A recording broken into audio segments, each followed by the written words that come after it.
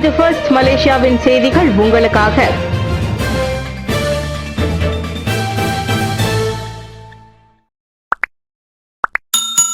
இன்றைய நாள் மிக பரபரப்பாக இருக்கும். துணை பிரதமராக பணியாற்ற தொடங்கினார் இஸ்மாயில் சப்ரி.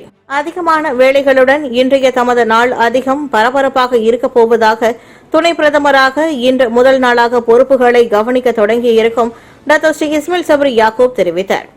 புத்ரஜயா பெடானா புத்ராவில் இன்று காலை மணி 10க்கு தமது பணியை தொடங்கிய 61 வயது இஸ்மாயில் சப்ரி யாக்கூப் தொடக்கமாக பிரதமர் தான்சி முஹிதீன் யாசினுடன் இயங்கலை வாயிலாக தேசிய பாதுகாப்பு மன்றத்தின் அவசர நிலை மீதான கூட்டத்தில் கலந்து கொண்டார். தற்காப்பு அமைச்சராக தொடர்ந்து தமது பதவியை வகிக்கும் டாக்டர் ஸ்ரீ இஸ்மாயில் சப்ரி யாக்கூப் நேற்று முன்தினம் துணை பிரதமர் பொறுப்புக்கு நியமிக்கப்பட்டார். சிலாங்கூர் சட்டமன்றம் ஆகஸ்ட் 23ஆம் தேதி முதல் செப்டம்பர் 6ஆம் தேதி வரை நடைபெறும். சிலாங்கூர் சட்டமன்ற கூட்டம் ஆகஸ்ட் 23ஆம் தேதி தொடங்கி செப்டம்பர் 6ஆம் தேதி வரை நடைபெறும். சிலாங்கூர் மந்திரி புசார் ஆமிருடின் ஷாரி இதனை தெரிவித்தார். சிலாங்கூர் சட்டமன்ற கூட்டத்தை தொடங்கி வைப்பதற்கு ஒப்புதல் தெரிவிக்கும் கடிதத்தை சிலாங்கூர் சுல்தான் ஷஃபுடான் இட்ரிஸிடமிருந்து தாம் பெற்றதாக ஆமிருடின் ஷாரி கூறினார். ஆகஸ்ட் 23ஆம் தேதி திங்கட்கிழமை சிலாங்கூர் சுல்தான் மாநில சட்டமன்ற கூட்டத்தை அதிகாரப்பூர்வமாக தொடங்கி வைப்பார். அதன் பிறகு 8 நாட்களுக்கு மாநில சட்டமன்ற கூட்டம் நடைபெறும். குறைந்த வளர்ச்சியால் நாட்டில் வேலையில்லா திண்டாட்டம் அதிகரிக்கும். கோவிட் தொற்று மற்றும் நடமாட்ட கட்டுப்பாட்டு ஆணை அமலாக்கத்தினால் நாடு பொருளாதார பேரிடரை எதிர்நோக்கி உள்ளது. இதனால் வேலையில்லா திண்டாட்டம் அதிகரிக்கும் என்பதோடு சேமிப்பு கையிருப்பு தீர்ந்துவிடும் சூழ்நிலையும் உருவாகும். அதோடு உணவுப் பொருட்களுக்காக அதிகமான மக்கள் வெள்ளை கொடியை பறக்கவிடும் சூழ்நிலை உருவாகும் என்ற எச்சரிக்கையும் விடுக்கப்பட்டுள்ளது. கொள்கைகளை வரைவோர் முழுமையான பொருளாதார மீட்பு திட்டத்தை வரைய தவறினால் பொருளாதார நெருக்கடி மேலும் மோசமடையும் வாய்ப்பு இருப்பதாக பொருளாதார நிபுணரும் ஹெல்ப் பல்கலைக்கழகத்தின் பொருளாதார பேராசிரியருமான போலோ கெசாடியோ சுட்டிக்காட்டினார். சீன மலேசிய நல்லுறவுக்கு இணைந்து பாடுபட தயார். சீன கம்யூனிஸ்ட் கட்சியின் 100ஆண்டு விழாவில் தான்சி விக்னேஸ்வரன் பேச்சு. சீனா மலேசிய இருவழி நட்புறவுக்கு மேலும் வலு சேர்க்கும் வகையில் சீன கம்யூனிஸ்ட் கட்சியுடன் இணைந்து பணியாற்ற தயார் என மாய்காவின் தேசிய தலைவர் தான்சி விக்னேஸ்வரன் தெரிவித்தார். பரஸ்பர நலன் மற்றும் மரியாதை அடிப்படையில் இருதரப்பு நலன்களுக்காகவும் தொடர்ந்து இணைந்து பணியாற்றுவதற்கு முன்வருவதாகவும் அவர் கூறினார். சீன கம்யூனிஸ்ட் கட்சி இந்த ஆண்டு 100ஆண்டு நிறைவு விழாவை கொண்டாடியது. அதனை முன்னிட்டு நடைபெற்ற அனைத்துலக கருத்தரங்கில் சிறப்புரை ஆற்றிய போது தான்சி விக்னேஸ்வரன் இதனை தெரிவித்தார். அண்மையில் இயங்கலை வழி நடத்தப்பட்ட சீனாவின் கம்யூனிஸ்ட் கட்சி மற்றும் உலக அரசியல் கட்சிகளின் உச்சநிலை கருத்தரங்கில் மாய்காவின் உயர்மட்ட தலைவர்கள் கொண்ட குழுவோடு விக்னேஸ்வரன் கலந்து கொண்டார். கிளான் பள்ளத்தாக்கில் அதிகமானோருக்கு கோவிட் தொற்று ஏன்? Doctor Noor Hisham. EMCO அமல்படுத்தப்பட்ட இடங்களில் குடியிருக்கும் மக்களில் 10 விழுக்காட்டிற்கும் கூடுதலாக மேற்கொள்ளப்பட்ட மருத்துவ பரிசோதனை உட்பட பல்வேறு பொது சுகாதார நடவடிக்கைகளில் தீவிர முனைப்பு காட்டப்பட்டது. இதன் காரணமாக இவ்வாரம் கிளான் பள்ளத்தாக்கில் கோவிட் தொற்றுக்கு உள்ளானவர்களின் எண்ணிக்கை அதிகரித்திருப்பதை கண்டுபிடிக்க முடிந்தது. மொத்த எண்ணிக்கையில் சிலாங்கூர் மற்றும் கோலாலம்பூரில் 42 விழுக்காட்டினருக்கும் கூடுதலானோர் கோவிட் தொற்றுக்கு உள்ளாகி இருப்பது தெரிய வந்ததாக சுகாதார தலைமை இயக்குநர் டாக்டர் நூர் ஹிஷாம் அப்துல்லா அறிக்கையின் வழி தெரிவித்துள்ளார். EMCO போடப்பட்ட பகுதிகளில் ஏற்கனவே கோவிட் தொற்றுக்குள்ளானவர்களுடன் நெருக்கமாக தொடர்பில் இருந்தவர்கள், குறிப்பாக நோய்க்கான அறிகுறி இருந்தவர்களிடம் அதிகமான மருத்துவ பரிசோதனைகளும் நடத்தப்பட்டன. இதன் வழி கோவிட் தொற்று முன்கூட்டியே கண்டறியப்பட்டு சமூகத்தில் மற்றவர்களுக்கு பரவாமல் இருப்பதற்கான தடுப்பு நடவடிக்கையும் மேற்கொள்ளப்பட்டதாக டாக்டர் நூர் ஹிஷாம் தெரிவித்தார். அவசியம் இல்லா தொழில்துறைகளை தொடர்ந்து மூடியிருக்க பரிந்துரை சிலாங்கூர் அரசாங்கம். சிலாங்கூரில் அத்தியாவசியம் இல்லா தொழில்துறைகளை EMCO எனப்படும் கடுமையாக்கப்பட்ட நடமாட்ட கட்டுப்பாட்டு உத்தரவு முடியும் வரை தொடர்ந்து மூடியிருப்பதற்கு அம்மாநில அரசாங்கம் MKN தேசிய பாதுகாப்பு மன்றத்திடம் பரிந்துரைத்துள்ளது. கோவிட் தொற்றின் பரவலை கட்டுப்படுத்தி சுகாதார முறையின் சுமையை குறைப்பது EMCOவின் நோக்கமாகும். இந்த நோக்கத்தை அடைய அவசியம் உள்ள தொழில்துறைகளை மட்டும் செயல்பட அனுமதி தரும்படி MKNிடம் பரிந்துரைக்கப்பட்டுள்ளதாக சிலாங்கூர் மந்திரி பெசார் டாக்டர் ஸ்ரீ அமிருடின் ஷாரி தெரிவித்தார். தொழிலாளர்களுக்கு தடுப்பூசி போடுவதை விரைவுபடுத்தும்படியும் கேட்டுக் கொள்ளப்பட்டுள்ளது. மேலும் தொழில்துறைகளை மீண்டும் திறப்பதற்கு தடுப்பூசி செலுத்தப்பட்டவர்களின் விகிதத்தை ஓர் அளவுகோலாக கொள்ளும்படி MKN கேட்டுக் கொள்ளப்பட்டிருப்பதாக அமிருடின் ஷாரி கூறினார். சரவாவில் டெல்டா தொற்று கண்டுபிடிப்பு.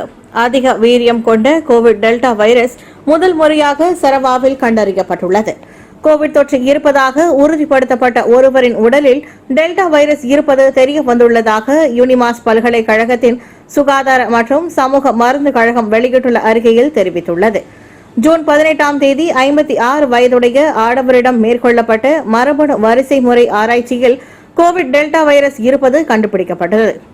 இது தவிர பீட்டா மற்றும் தீட்டா வைரஸ்களும் இதற்கு முன் சரவாவில் கண்டறியப்பட்டுள்ளது.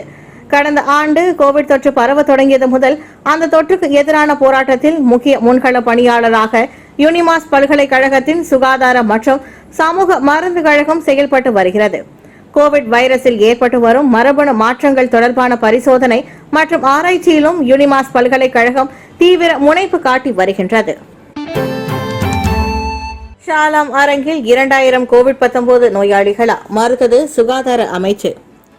மருத்துவமனை வார்டுகளில் சேர்ப்பதா அல்லது தனிமைப்படுத்தும் மையங்களுக்கு அனுப்பி வைப்பதா என்பது தொடர்பில் மதிப்பீடு செய்யும் சிலாங்கூரில் உள்ள ஷாலாம் அரங்கில் 2000க்கும் மேற்பட்ட கோவிட்-19 நோயாளிகள் திரண்டதாக கூறப்படுவதை சுகாதார அமைச்சு மறுத்தது.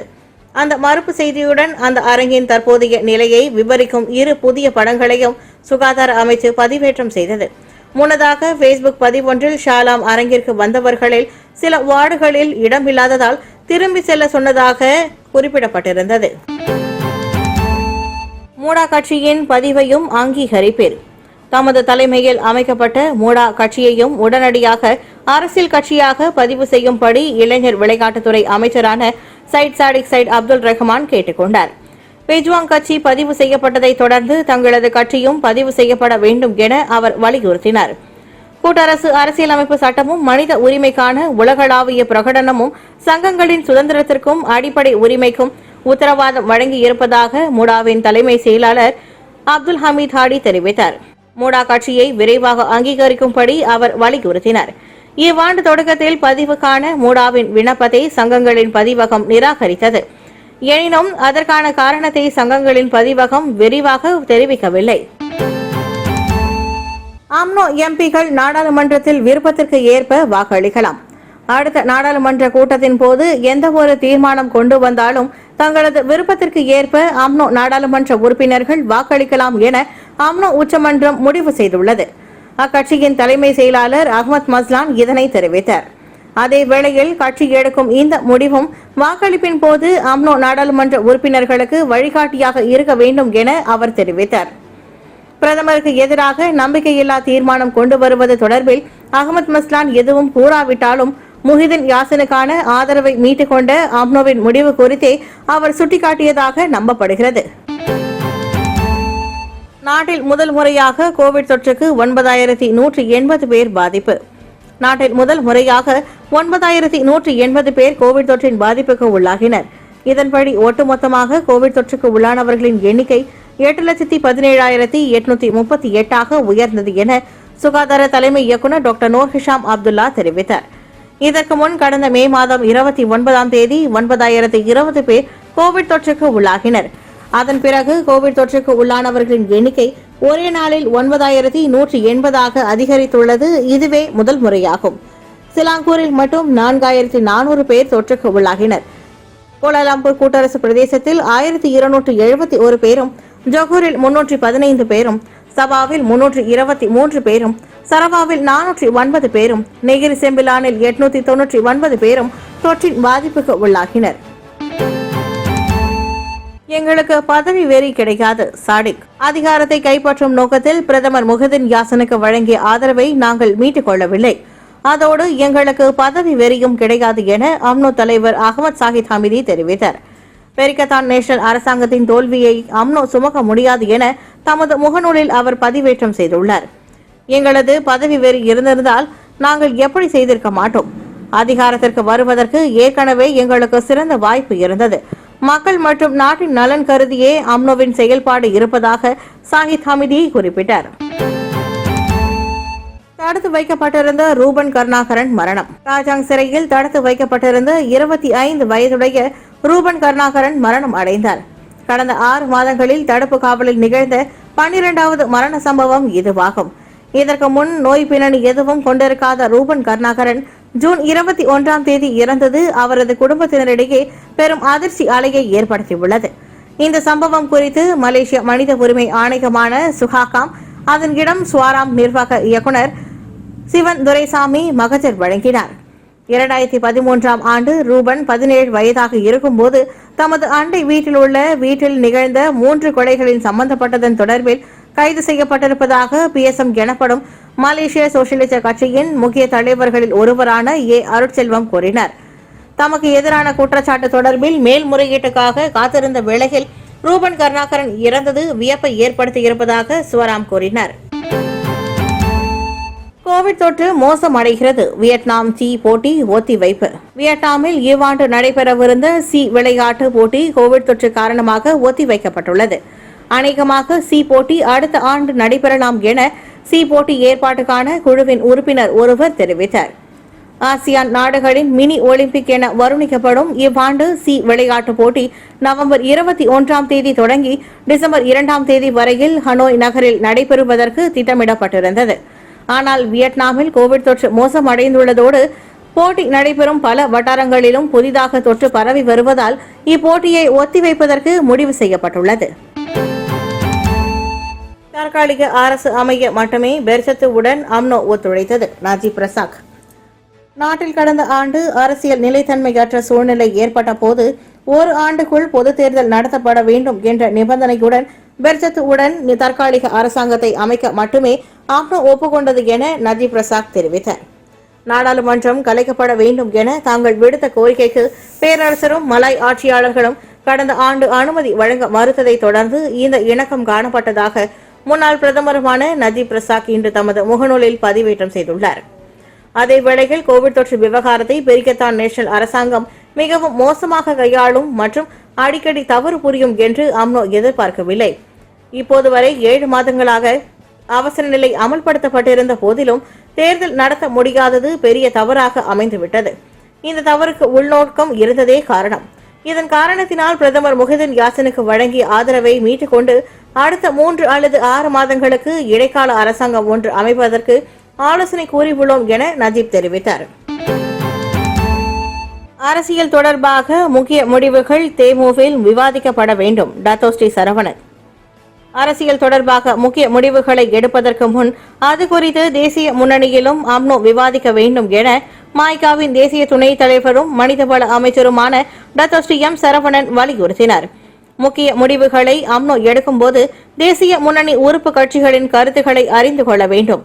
கோவிட் தொற்றினால் மக்கள் பெரும் நெருக்கடிக்கு உள்ளாகியுள்ளனர். ஒருபுறம் உயிருக்கு மிரட்டல், மறுபுறம் வேலையில்லா பிரச்சினை, கடன் விவகாரம் மற்றும் பொருளாதார நெருக்கடியில் சாப்பாட்டிற்கே வழியில்லாமல் மக்கள் பெரும் வேதனையில் இருந்து வருகின்றனர். இந்த நிலையில் மக்களின் பிரச்சினைகளை அலட்சியப்படுத்திவிட்டு அரசியல் நிலைத்தன்மையை பாதிக்கக்கூடிய திடீர் முடிவுகளை எடுத்தால் அது மோசமான பின் விளைவுகள் ஏற்படுத்திவிடும் என்பதையும் சரவணன் நினைவுறுத்தினார். பிரதமர் முஹிதின் யாசின் தலைமைத்துவத்திற்கான ஆதரவை மீட்டுக் கொள்வது என அம்னோ எடுத்த முடிவை மாய்கா மதிக்கிறது. அதேவேளையில் இந்த முடிவு தேசிய முன்னணியின் உச்சமன்ற கூட்டத்தில் விவாதிக்கப்பட்டு இறுதி வடிவம் காணப்பட வேண்டும் என்பதுதான் மாய்காவின் நிலைப்பாடாகும்.